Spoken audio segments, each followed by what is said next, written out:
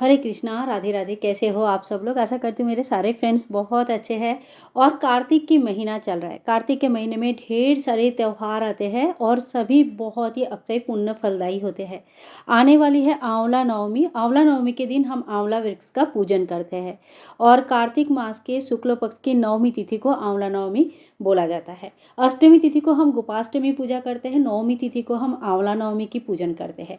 इस दिन आंवले के वृक्ष में कहते हैं कि भगवान शिव जी, भगवान नारायण जी, माता लक्ष्मी की वसवास होते हैं। सुतरां इस दिन अगर हम पूजा अर्चना करते हैं ना तो घर में सुख शांति समृद्धि आते हैं। और अगर आपके आसपास कहीं मंदिर में आंवला वृक्ष लगे हुए हैं तो वहाँ पे जाकर पूजन कीजिएगा, या आपके घर में भी अगर बड़ा आंवला वृक्ष है तो उसके नीचे बैठ के पूजन कीजिएगा। आज आंवला वृक्ष के नीचे खाना बनाने का और जैसे छोटा सा पिकनिक टाइप का होता है ना, ऐसे बिल्कुल शुद्ध सात्विक आहार आंवला वृक्ष के नीचे बनाया जाता है, ब्राह्मण भोजन करवाया जाता है। और माता लक्ष्मी की जो पौराणिक कहानी है ना, इसमें भी आप लोग देखेंगे कि आंवला वृक्ष के नीचे माता लक्ष्मी खुद खाना बनाकर सभी ब्राह्मणों को परोसे थे। तो इतना अच्छा और इतना भव्य है ये आंवला नवमी की त्यौहार।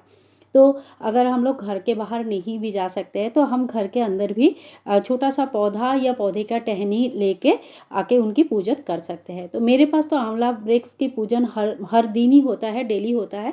तो वही आंवला वृक्ष का मैं पूजन करके आज आपको दिखाऊंगी।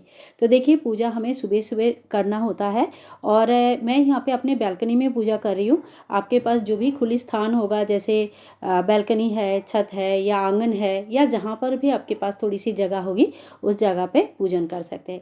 आंवला नवमी की जब पूजन हम करते हैं तो परिक्रमा का विशेष महत्व होता है, लेकिन आजकल जगह का ना बहुत अभाव होता है, हमेशा जगह नहीं मिल पाती है।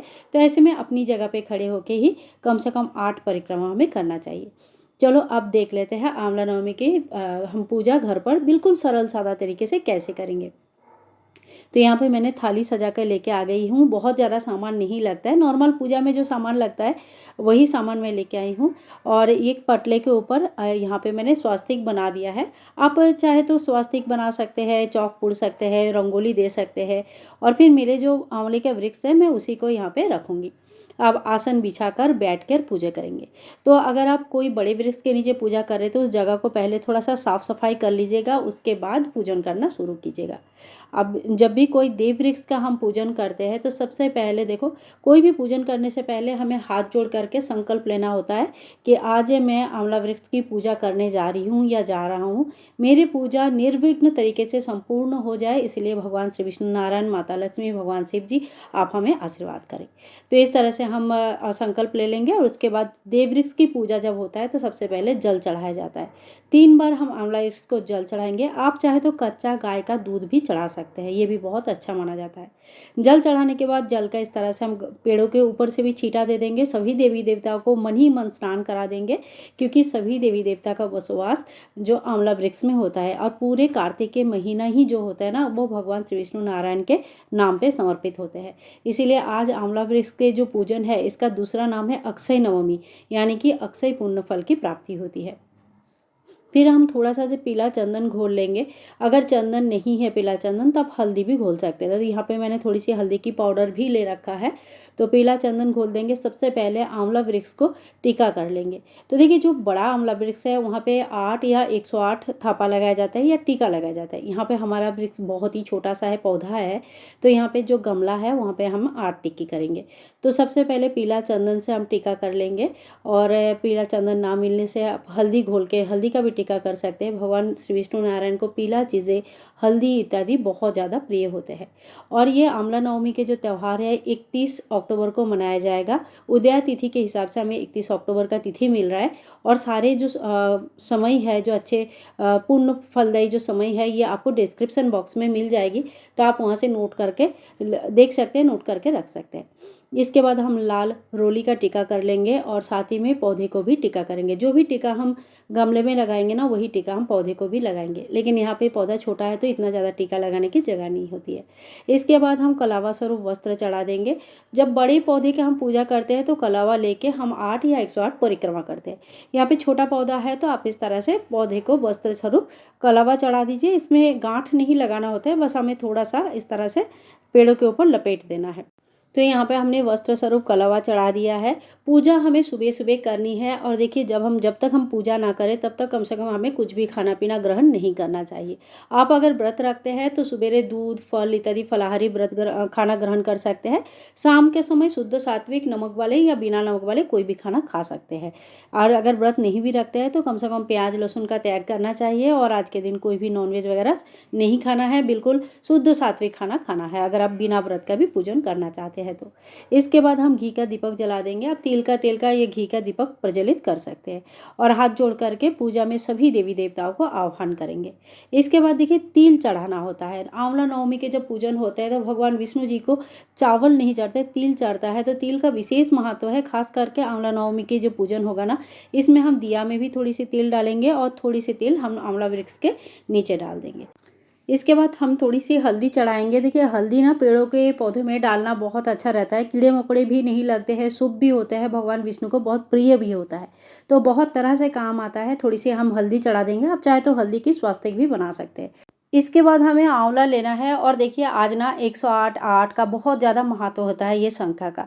तो कम से कम 8 आंवला तो हमें लेना ही है और आप चाहे तो 108 आंवला ले सकते हैं, चाहे तो 108 आंवले का दान कर सकते हैं। आज के दिन आंवला से स्नान, आंवला सेवन, आंवले का दान बहुत ज़्यादा महत्व रखता है।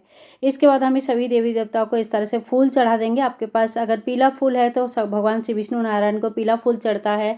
माता लक्ष्मी के लिए आप लाल गुलाब या लाल फूल ला सकते हैं। भगवान शिव जी के नाम पे कोई भी सफ़ेद फूल आप चढ़ा सकते हैं। तो देखिए इस तरह से हम फूल चढ़ा देंगे और फिर हमें भोग लगानी है। तो देखो नियम तो ये है कि बड़े आंवले के वृक्ष के नीचे बैठ कर कुछ ना कुछ भोग बनाना, जैसे खीर वगैरह बनाते हैं, फिर ब्राह्मण भोजन करवाते हैं, वहीं बैठ के सभी लोग थोड़ा-सा कुछ भी खाना-पीना ग्रहण करते हैं, तो इस तरह से आंवला वृक्ष की पूजन हो जाता है। लेकिन अगर छोटा-सा आंवला वृक्ष है, ऐसा पॉसिबल नहीं हो रहा है, तो आप जो भी भोग प्रसाद बनाए हैं, वो आंवला वृक्ष को इस तरह से हम अर्पण करेंगे और पौधे के नीचे ही छाँव में थोड़ी देर के लिए रख देंगे। और यहाँ पे देखिए मैंने 8 आंवला ले लिया है, परिक्रमा आंवले से ही मैं करूँगी। आप चाहे तो जब परिक्रमा करेंगे तो 8 आंवले के जगह पे आप 108 परिक्रमा अगर करना चाहते हैं या 51 करना चाहते हैं या 21 या 11 परिक्रमा भी कर सकते हैं, तो आप कोई भी सामान लेके इतने परिक्रमा कर सकते हैं। तो परिक्रमा करने से पहले हम हाथ में फूल ले लेंगे और आंवला वृक्ष के आज की जो कहानी है, आंवला नवमी की जो कहानी है, वो कहानी हम सुन लेंगे। कहानी सुनना बहुत ही ज़्यादा आवश्यक है। आपके पास बुक है तो पढ़ लीजिएगा। सबसे अच्छा रहता है कि हम बैठ के पढ़ लेते हैं। अगर नहीं संभव है तो आप कहीं से सुन भी सकते हैं। इसके बाद हमें करनी है परिक्रमा। परिक्रमा के लिए इस तरह से हमें एक-एक आंवला लेनी है और क्लॉकवाइज़ यानी कि घड़ी के डायरेक्शन में क्लॉकवाइज़ हमें सीधे हाथ में एक-एक चक्कर इस तरह से आंवला वृक्ष की तरफ लगानी है। और अगर जगह नहीं है, बिल्कुल भी परिक्रमा करने के लिए कोई भी जगह नहीं बची है, तो फिर आप अपने स्थान में भी गोल चक्कर क्लॉकवाइज़ ले सकते हैं। 8 ले सकते हैं, 11, 21 या 108 बार इस तरह से परिक्रमा कर सकते हैं। जितनी बार हम परिक्रमा करेंगे, एक-एक आंवला हम ले लेंगे। आप चाहे तो बिंदी के पत्ते से परिक्रमा कर सकते हैं, टॉफ़ी से कर सकते हैं, मेहंदी से कर सकते हैं, चूड़ियों से कर सकते हैं। मतलब कोई भी सुहाग सामग्री, पूजा सामग्री से कर सकते हैं। बाद में उन चीज़ों का आप दान भी कर सकते हैं। कोई भी सुहागन महिला को आप सुहाग चीज़ें दान कर सकते हैं।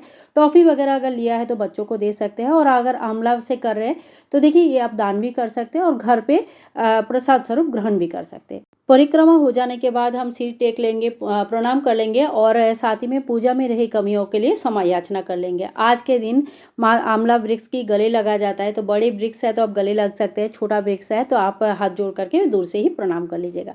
फिर हम आरती करेंगे। जो दिया हमने प्रज्वलित किया है उसी से हम आरती कर लेंगे। इस तरह से 5 बार या 7 बार क्लॉकवाइज़ घुमाएँगे। हाथ में थोड़ी-सी जल लेके पूरे जो भी सामान है इसको मिनस लेंगे। इसमें से कुछ दान सामग्री अगर रखे हैं तो मिनसने के बाद आप वो सामान दान कर सकते हैं। थोड़ी-सी हमें दक्षिणा ज़रूर चढ़ानी चाहिए, पूजा में रही कमियों को पूरा करता है।